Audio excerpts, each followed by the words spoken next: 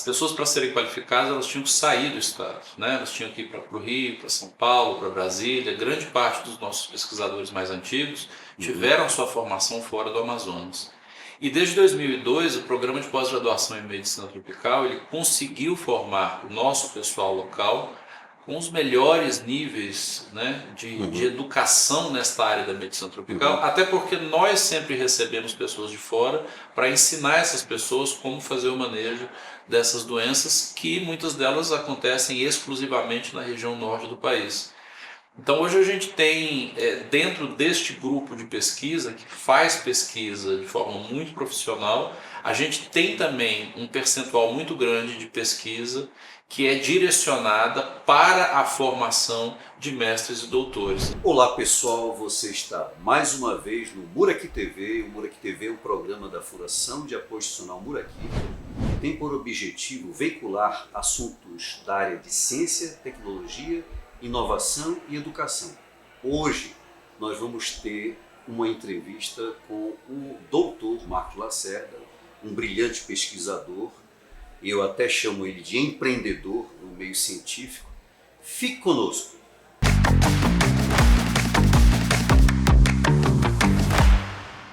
Pessoal, o Dr. Marcos já foi entrevistado por esse canal, só que hoje nós estamos com o privilégio de estar aqui no laboratório dele, fazendo essa entrevista. Mas eu gostaria de novo perguntar quem é o Dr. Marcos.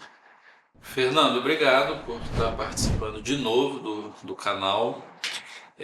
Eu sou me chamavam de jovem médico. Com o tempo a gente não é mais jovem médico, a gente passa a ser só médico e depois um velho médico. Não, um experiente médico. Experiente. E eu tô aqui em Manaus desde o ano 2000, né? Eu me formei na Universidade de Brasília em medicina e vim para Manaus fazer minha residência em doenças infecciosas. Depois fiz o meu doutorado em Brasília e em 2007 eu retornei já como doutor. E tenho participado aqui na Fundação de Medicina Tropical da construção de um programa de pós-graduação que a gente tem desde o ano 2002, um programa que hoje tem um conceito muito alto no Brasil na formação de mestres e doutores na área da medicina tropical. E há 10 anos eu ingressei também no quadro do Instituto Leônidas Maria Dini, que é a Fiocruz aqui da Amazônia. Então eu tenho esse duplo vínculo. E esse prédio que a gente está hoje, que a gente chamou de Unidade de Pesquisa Clínica Carlos Borborema, ele é um prédio que concentra toda a pesquisa clínica que é realizada tanto no Instituto Leônidas Maria Dini quanto na Fundação de Medicina Tropical e, obviamente, na UEA também, que é a instituição que alberga o programa de pós-graduação. Então esse prédio que você está vendo, ele é um code share, ele é uma parceria multi-institucional. E por aqui circulam pesquisadores dessas instituições todas e também alunos de pós-doutorado e pesquisadores do resto do mundo. A gente também acolhe muitos colaboradores que vêm não só do Brasil, mas do resto do mundo. Então, a gente tem tentado orquestrar junto com vários colegas essa instituição de pesquisa, que é mais do que só de uma instituição, é de várias instituições coletivamente. O Dr. Marcos, carinhosamente, eu já intitulei ele como um empreendedor. E às vezes ele não sabe disso. Mas é um rótulo que eu gostaria de batizar pelo grande trabalho que ele tem feito. E nós temos acompanhado a contribuição que ele tem dado aqui. E ser realmente alguém que vai em busca dos recursos, né? Quais são as linhas de pesquisa, doutor, que hoje o senhor está trabalhando, que esse complexo, vamos chamar de complexo laboratorial, está trabalhando? A Fundação de Medicina Tropical tem esse nome porque ela sempre se dedicou a doenças tropicais. Né? Essa instituição ela foi fundada, inclusive, nesta região onde ela está, porque aqui havia uma epidemia de malária na meados da década de 70, e a instituição sempre teve uma participação muito grande no manejo e na construção de novos tratamentos para a malária. Então essa foi, digamos, a doença que me motivou a começar o trabalho em Manaus. Eu acabei fazendo muito trabalho com malária, ajudando a desenvolver novas medicações, novas ferramentas de diagnóstico. E com o tempo, a malária foi adquirindo um caráter diferente, ou seja, ela é uma malária que mata menos hoje do que matava no passado, né? Ainda com muitos desafios, porque a gente sabe que a população com malária ainda tem problemas cognitivos, crianças têm problemas cognitivos, adultos perdem o emprego, alguns acabam se internando por complicações, então ainda é um problema grave. Mas outros problemas aconteceram ao longo desse tempo, e aí a gente está falando de várias viroses, entre elas, por exemplo, dengue, chikungunya, zika, oropuche, são vírus que circulam eventualmente na nossa região, que a gente chama de arboviroses, porque são transmitidas por artrópodos, que são vetores, são mosquitos. E a gente então tem feito muito trabalho também na linha das arboviroses. A gente tem participado da realização de projetos com desenvolvimento de vacinas para chikungunya, para dengue, e a gente, portanto, acha que esse é um grande avanço que o Amazonas tem dado uma contribuição, oferecendo um centro de pesquisa clínica que tem a qualificação para fazer a gestão desses projetos, com a ajuda de vocês, e também um quadro qualificado de pessoas que são treinadas e que fazem os estudos com humanos, seguindo todas as normas éticas e tudo aquilo que se espera de uma equipe que faz esse tipo de trabalho. E a gente recentemente também identificou que a Fundação de Medicina Tropical tinha uma grande demanda de pacientes infectados pelo vírus HIV, e a gente tem mergulhado também nesse desafio, especialmente de fazer prevenção. Então a gente tem vários estudos de prevenção, seja prevenção oral, prevenção injetável, para evitar que as pessoas se infectem. Então a nossa linha de pesquisa hoje no HIV tem sido uma linha de pesquisa direcionada para aumentar a prevenção e fazer com que o Estado passe também a controlar o número de casos novos de HIV, que ainda é um grande problema aqui para o nosso Estado. Tem uma coisa que a gente sempre discute no meio acadêmico, que é a nossa matriz econômica, né? Do Estado, a gente depende muito do distrito. E uma das coisas que a gente já ouve falar nos fóruns, né? Que é justamente o Amazonas precisa consolidar um polo de ciência, tecnologia e inovação. E a gente não pode consolidar um polo sem formação acadêmica. Qual é a contribuição que o hospital tem dado na formação acadêmica no Estado?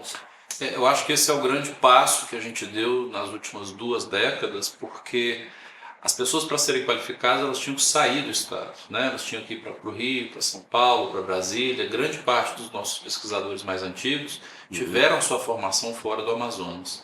E desde 2002, o programa de pós-graduação em Medicina Tropical ele conseguiu formar o nosso pessoal local com os melhores níveis, né, de educação nesta área da medicina tropical, até porque nós sempre recebemos pessoas de fora para ensinar essas pessoas como fazer o manejo dessas doenças, que muitas delas acontecem exclusivamente na região norte do país. Então hoje a gente tem, dentro deste grupo de pesquisa, que faz pesquisa de forma muito profissional, a gente tem também um percentual muito grande de pesquisa que é direcionada para a formação de mestres e doutores. E a gente já começa a ver o impacto disso, Fernando, quando a gente vê no quadro, por exemplo, da Universidade do Estado do Amazonas, pessoas que são mestres e doutoras pelo nosso programa. Foram formadas aqui. Aqui. Então essa tem sido uma obsessão nossa, contribuir para a formação de pessoas locais, mas isso também acabou extrapolando para a formação de vários profissionais na América Latina. Então este programa também, que é da UEA em parceria com a Fundação de Medicina Tropical, ele tem formado pessoas da América Central, ele tem formado pessoas do Peru, pessoas da Venezuela, da Bolívia, quer dizer, mostrando a vocação que a gente tem para a qualificação de pessoas para além da margem direita e esquerda do Rio Negro. Legal. E olha, a maioria das pessoas não sabe, mas, por exemplo, nós que dirigimos uma fundação de apoio, ela cresce na medida da maturidade das instituições que ela apoia. E nós temos perspectivas assim, muito favoráveis em relação ao EA, ao Tropical, em termos de crescimento de produção científica, né? E isso faz com que atrai mais investimentos. Eu queria que o senhor falasse assim, as parcerias internacionais que o hospital tem conquistado ao longo desses anos em termos de investidores internacionais, que muita gente não sabe, né? E é aquela coisa, como eu costumo dizer, é o dinheiro não incentivado, que é o melhor dinheiro. Às vezes o investidor, ele aposta no resultado da pesquisa, ele aposta no produto. Dá para falar um pouquinho aí dos investidores? O grande trabalho que a gente tem feito é garantir na comunidade internacional não só nossa qualidade para executar um projeto com normas internacionais de pesquisa clínica, mas também a nossa capacidade de gestão. E aí é onde vocês entram, ocupando um espaço importante, porque não há como você viajar para um congresso internacional, você fazer a propaganda do seu centro, você mostrar que tem gente qualificada, que tem boas publicações científicas, se você não tem, na verdade, uma gestão desse recurso de forma séria. Então eu acho que grande parte do que a gente alcançou até hoje foi justamente porque a gente conseguiu, junto à Fundação Bill e Melinda Gates, junto à OMS, junto ao MMV e à indústria farmacêutica, que acaba sendo uma grande parceira no desenvolvimento desses produtos, que a Fundação Moraqui conseguiu ali responder de forma célere e fazer uma gestão comprometida com as melhores normas, né, de finanças internacionais. Então até para isso existem regras internacionais e a Moraqui tem se adaptado a essas regras internacionais, fazendo com que a gente consiga fazer essa captação e execução. Então muitas vezes eu tenho visto instituições que fazem uma boa captação de recursos, mas a execução ela acaba não acontecendo por falta de uma fundação que tenha esse comprometimento.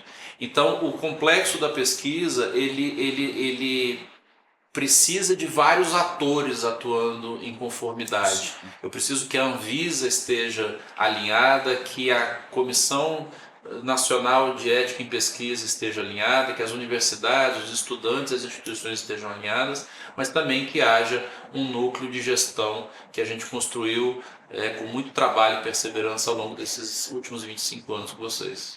Isso aí, hoje tem algumas publicações sobre o marco de ciência, tecnologia e inovação que foi feito, né, há pouco tempo, e que as fundações já são citadas como protagonistas importantes nesse processo. Eu agradeço aí, e nós temos feito esse esforço, sim. Doutor, e uma palavra final, assim, como é que você vê o futuro, no caso assim, da ciência e tecnologia na área da saúde? Seus prognósticos assim, de futuro, como é que é a sua visão? O estado do Amazonas protagonizou muitos estudos pioneiros e importantes na área da medicina tropical. Eu acho que agora é o momento da gente começar a entender como o estado do Amazonas pode também se lançar na realização de ensaios clínicos também com doenças não infecciosas, não tropicais. A gente tem dado uma atenção muito grande a essas doenças porque elas são negligenciadas, quer dizer, elas não têm muito interesse econômico por parte da indústria, mas o que a gente tem verificado na prática é que há outros agravos na Amazônia que estão sendo mal estudados. Por exemplo, é o caso da oncologia, né? Alguns tumores malignos que ainda acometem a nossa população grandemente e que a gente precisa ter investimento também nessa linha. E investimento numa linha que eu considero muito importante para o Estado, que é a linha da violência. Ou seja, a gente tem sofrido muito com violência no trânsito, violência doméstica. Então são doenças que a gente tem menos expertise, mas que a gente precisa começar a avançar, porque esses são os problemas atualmente mais importantes que afetam a nossa população. Então é preciso fazer o que a gente chama de benchmarking, ou seja, aprender com quem já fez pesquisa de qualidade na área de doenças tropicais e começar a reproduzir essa mesma experiência para doenças não tropicais, mas que matam a nossa população e são um grave problema. E aí eu acho que a Moraqui tem o papel de tentar fazer essa ponte entre uma área e a outra. Perfeito. E pessoal, eu queria dizer para vocês uma coisa, muitas vezes não é divulgado a importância, por exemplo, o Hospital de Medicina Tropical tem para o estado do Amazonas e já um reconhecimento internacional. É bom que se diga isso e muita gente não sabe. Nós temos instituições aqui no estado que já têm um papel relevante, né? E eu diria assim, o futuro é promissor, nós temos que continuar investindo no ecossistema de ciência, tecnologia e inovação, justamente para que nasça uma matriz diferente, né, no estado do Amazonas.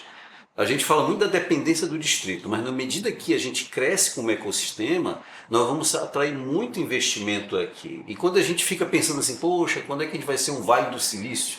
Nós estamos caminhando para isso, o senhor não concorda, doutor? Eu acho que a gente tem que se aproximar mais do que está sendo chamado hoje de saúde digital, inteligência artificial, Tudo, e tudo. combinar essas ferramentas a nosso favor, né?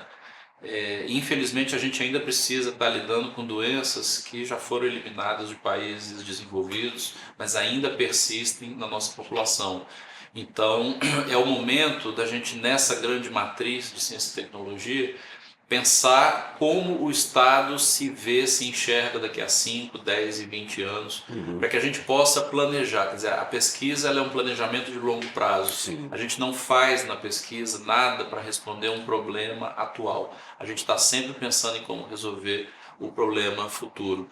Então eu vejo que a fortaleza das instituições é o primeiro passo para que a gente possa pensar adiante. Então a Sim. Fundação de Medicina Tropical, a Fiocruz Amazônia, a Fundação Muraqui, tem uma história já muito consolidada que permite a gente sonhar em alcançar passos mais largos. Doutor, eu queria agradecer muito o seu tempo, porque eu sei que você é uma pessoa muito ocupada e fica aqui para mim já, eu vou lhe chamar sempre de empreendedor, né, no meio acadêmico, porque aqui eu digo, pelo testemunho que eu vejo, pela experiência que eu acumulei aqui, acompanhando a história do doutor, que ele tem feito um grande trabalho aqui. Parabéns, doutor, e muito obrigado pelo seu tempo aqui no programa Muraqui TV. Obrigado e parabéns pela trajetória de vocês. Amém. Se você não é inscrito no canal, se inscreva no canal, ative o sininho e compartilhe para que outras pessoas venham conhecer o nosso ecossistema de ciência, tecnologia, inovação e educação. Até mais!